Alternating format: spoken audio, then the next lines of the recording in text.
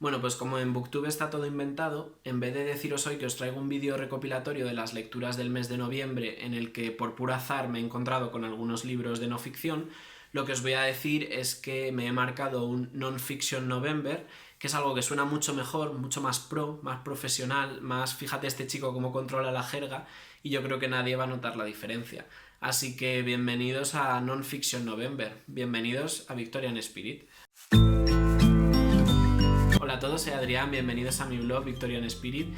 ¿A quién pretendo engañar? Descubrí el término Non-Fiction November hace pocas semanas, cuando ya había leído estos libros, y la verdad es que no sé si coincidí con el autor de este concepto en su momento, pero el caso es que llegamos a noviembre, casi final de año, a mí se me habían acumulado algunos libros que no conseguía darles salida y decidí que en noviembre era el momento de leerlos, entre ellos pues varios libros de no ficción. Como siempre he ordenado las lecturas de las que menos me han gustado a las que más me han gustado, y al final del vídeo os hablaré de dos libros que estoy ahora mismo leyendo. Y nada, como tenemos mucha plancha por delante, pues vamos a empezar con el wrap-up. El primer libro del que hoy os hablo lo compré en la Feria del Libro de Madrid este año, es decir, en junio, pero no me había atrevido a leerlo hasta ahora. Es un libro del que me habían hablado varios compañeros de trabajo. Yo sabía que era polémico, pero aún así me apetecía leerlo porque quería leer más textos divulgativos y de tipo teórico sobre el feminismo. Sin embargo, creo que la opción que elegí pues no ha sido la correcta.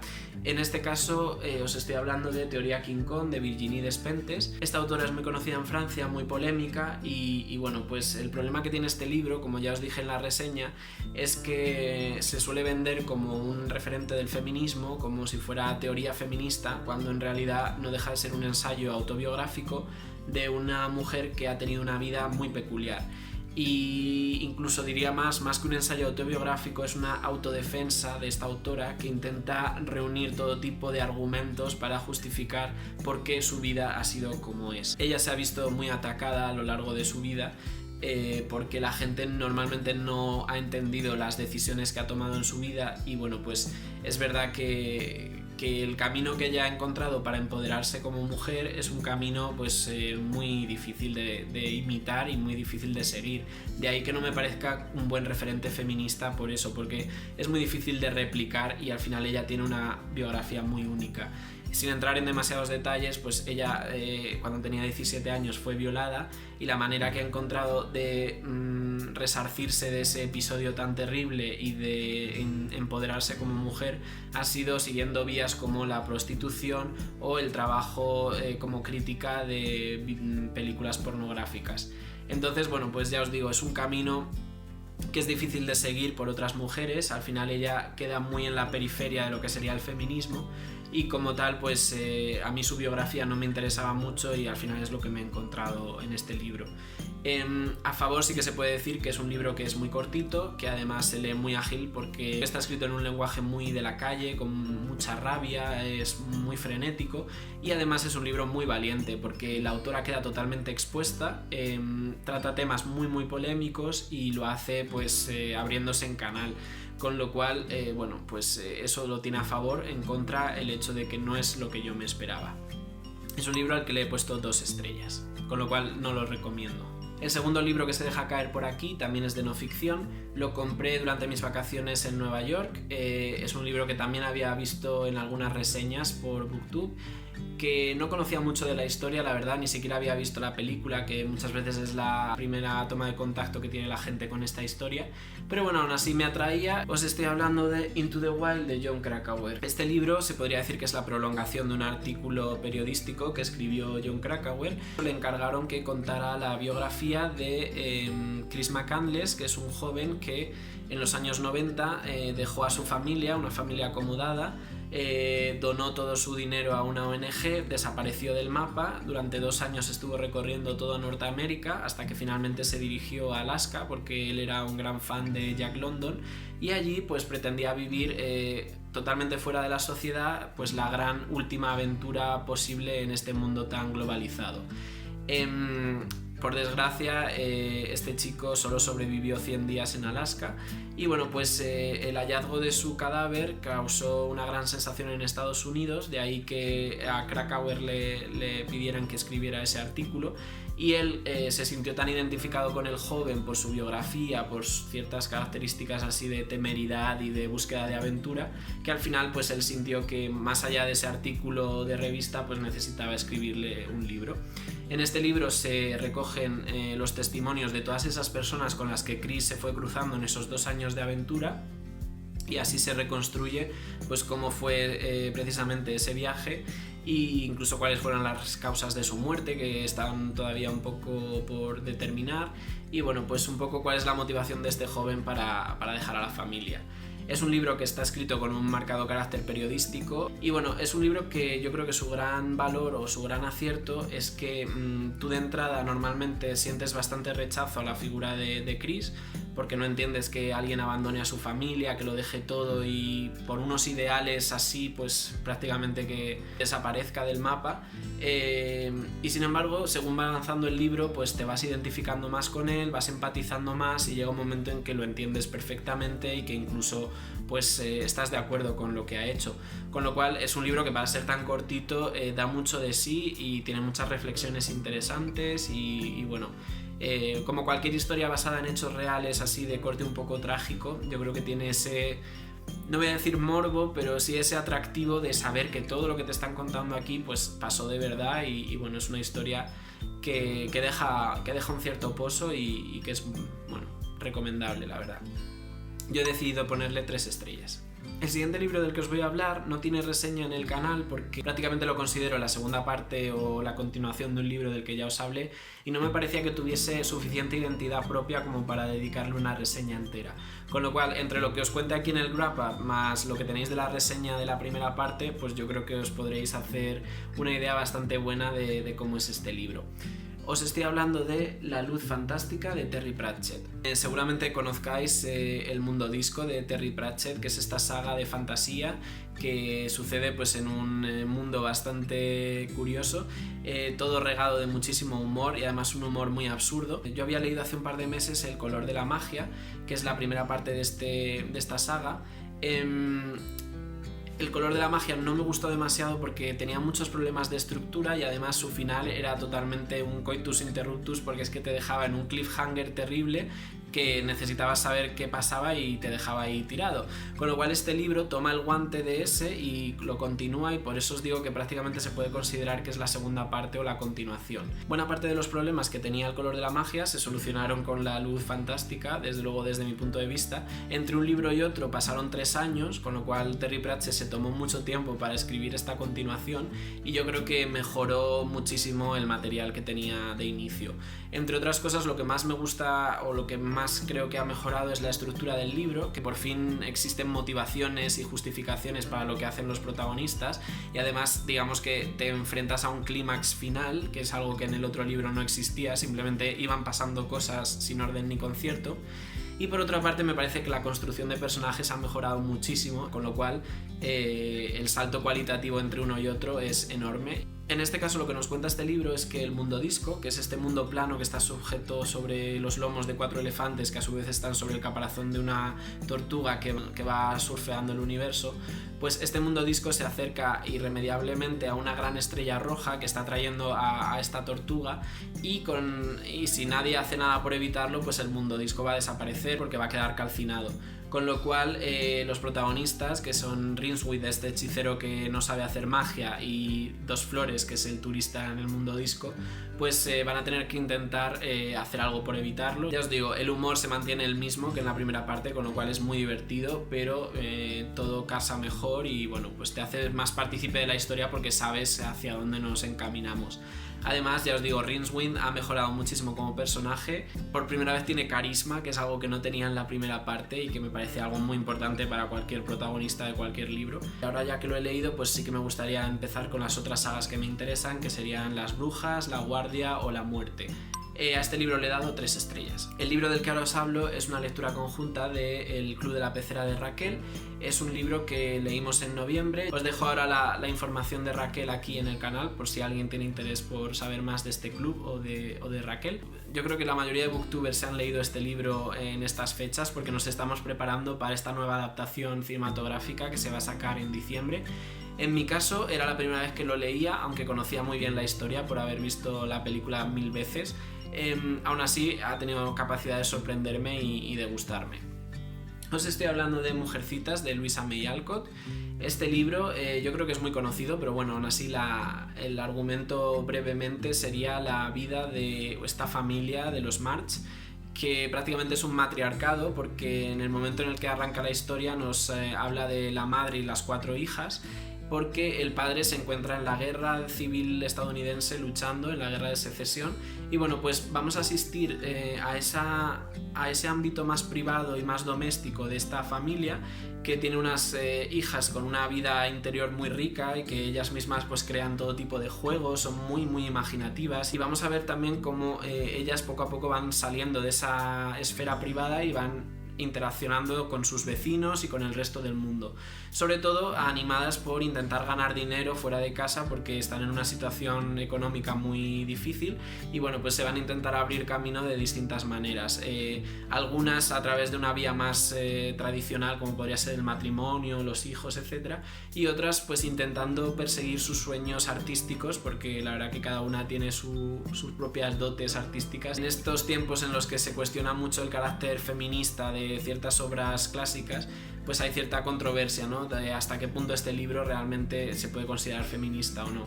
Yo la verdad que lo tengo clarísimo, sí que me parece muy feminista, y si tuviese que resumirlo en una sola línea, porque si no podéis ver la reseña que hice del libro, que me explayo más en el tema, yo creo que este libro, que está destinado a un público juvenil, infantil, femenino, aunque hoy en día lo lee cualquiera, este libro te deja una idea muy importante, yo creo que para una niña del siglo XIX o para una niña del siglo XXI, y es el no conformarse. O sea, este libro, a través sobre todo de sus 2 protagonistas, que serían Jo March y Amy March, nos presenta a 2 mujeres que no se conforman con el papel que les pueda reservar el mundo, y que no se conforman con el amor que tienen a mano, no se conforman con ser simplemente escritoras o pintoras, sino que quieren ser las mejores.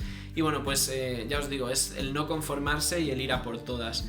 Me parece que es un mensaje muy simple pero muy poderoso, y sobre todo para ser del siglo XIX me parece una obra muy rompedora.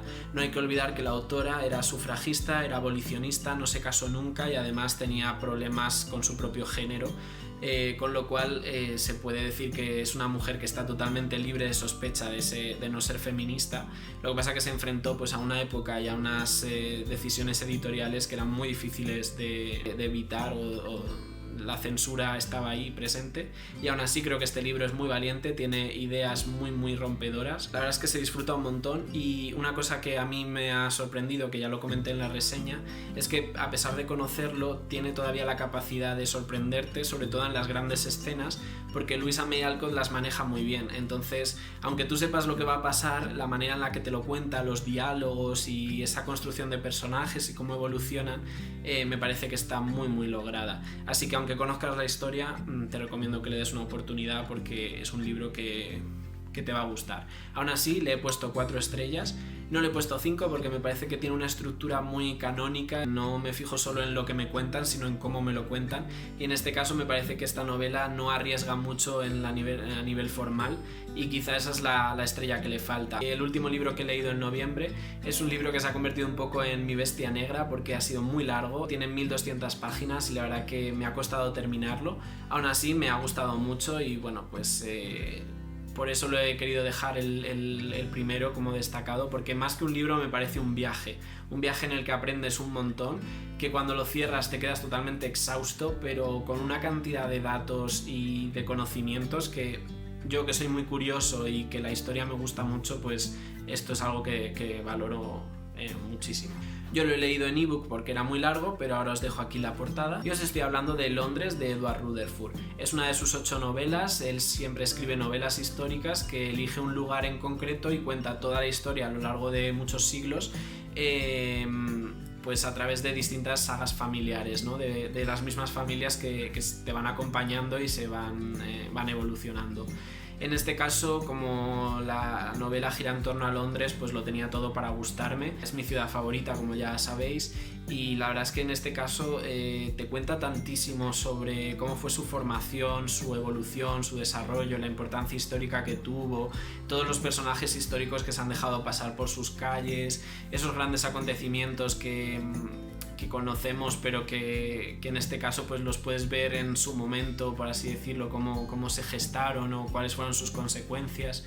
No sé, si te gusta la historia y te gusta Londres o Reino Unido en general, es un libro que no te puedes perder porque vas a aprender muchísimo.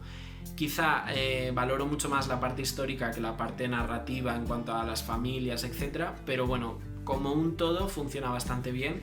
Y ya te digo, tiene el hándicap de que es un libro muy largo, pero bueno, es una buena inversión de tiempo porque es como si fuese un manual de historia, pero bien contado, ameno y muy entretenido. Por eso le he dado 4 estrellas. Bueno, para concluir este wrap-up os voy a hablar de los 2 libros con los que estoy ahora mismo enredado. El primero es Nuestra Señora de París, de Víctor Hugo. Ya sabéis que Los Miserables es mi clásico favorito y yo tenía esta deuda con Víctor Hugo de leer algo más de él. Opté por esta novela, que yo creo es la segunda más conocida que tiene el autor. Aún así, aunque creamos que conocemos la historia a lo mejor a través de la película de Disney, os puedo decir que no tiene absolutamente nada que ver, pero cuando digo nada es que incluso los personajes que aquí tienen un peso muy importante en la película ni siquiera aparecen. El tono del libro no tiene nada que ver con el de la película y bueno, prácticamente voy a ciegas. Llevo 200 y pico páginas y de verdad que no puedo sentir que sepa lo que va a pasar porque todo me viene de nuevas y es emocionante porque es una historia de la que creías saber cosas y no sabes nada, entonces me estoy dejando llevar por completo. Está muy bien escrito, me está sorprendiendo mucho a nivel técnico en cuanto a su estructura, el género, etcétera, porque yo me imaginaba que era una novela histórica de corte muy tradicional, muy narrativo y para nada. Me estoy encontrando que alterna muchos pasajes que son más de tipo ensayístico, divulgativo. El narrador, en este caso Víctor Hugo, está todo el tiempo dirigiéndose de manera personal y directa con el lector y dejando entrever sus mensajes respecto a la arquitectura, etcétera. Y bueno, pues me está sorprendiendo mucho en el plano formal. Ya lo exploraré más en la reseña, pero sí, no es un libro que no es como yo me esperaba para nada. Y el último libro que se deja caer por aquí, pues es un clásico de estas fiestas, es un clásico además de la literatura. De nuevo creo que todo el mundo nos hemos encontrado con esta historia a través de alguna de sus adaptaciones y bueno, yo lo había leído hace mucho tiempo, pero sí que es verdad que cuando lo leí todavía no era fan de Dickens, con lo cual lo estoy ahora viendo con otros ojos, con los ojos de alguien que ha caído rendido ante Dickens. Así que nada, lo estoy disfrutando de una manera diferente. Es un libro que saqué de la biblioteca porque ese es uno de mis propósitos de este nuevo año, que es intentar aprovechar más los recursos que tenemos a nuestra disposición en las bibliotecas. Y es una edición que está totalmente ilustrada y que la verdad que es muy bonita, aunque quizá por su tamaño no es tan práctica. Os estoy hablando de Canción de Navidad de Charles Dickens. Como veis, lo tengo en un formato que es casi como un cuento infantil, aunque es la versión íntegra normal de Dickens, no es una adaptación. Es un libro que está totalmente ilustrado y de una manera muy bonita. Además, por el propio argumento de la obra, la verdad es que se presta mucho a este tipo de ilustraciones y lo estoy disfrutando mucho, la verdad. Si tuviera que destacar algo por encima de todo de esta novela, es que me parece que el personaje de Scrooge es un arquetipo de este tipo de personajes que aparecen en estas fechas en Navidad, de persona que está como totalmente ajena a los valores navideños, muy huraño, pero que por alguna causa al final cambia, se transforma y abraza este tipo de valores. Y al final, si estás atento a todo tipo de historias navideñas, es un patrón que se repite muchísimo, pero en todo tipo de historias, desde libros clásicos a la típica película de Netflix de Navidad. Al final hay muchos Scrooge escondidos que repiten un poco ese formato y al final fue Dickens el primero, el que inició esta tradición, ¿no? del huraño que se reconvierte por Navidad. Así que, no sé, me está gustando mucho, lo estoy disfrutando y esta edición poco práctica porque es muy grande, tiene unas ilustraciones bellísimas y bueno, pues muy bonita. Ilustraciones de Roberto Innocenti, por cierto. Pues nada, hasta aquí este wrap up.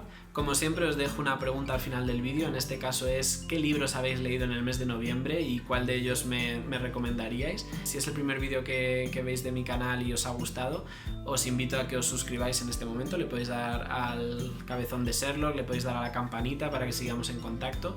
Y nada, los que lleváis ya un tiempo conmigo y seguís aquí aguantando, pues muchísimas gracias por estar ahí, por vuestro interés, por vuestro cariño y nos vemos la semana que viene con un nuevo vídeo. Un abrazo a todos y buena semana.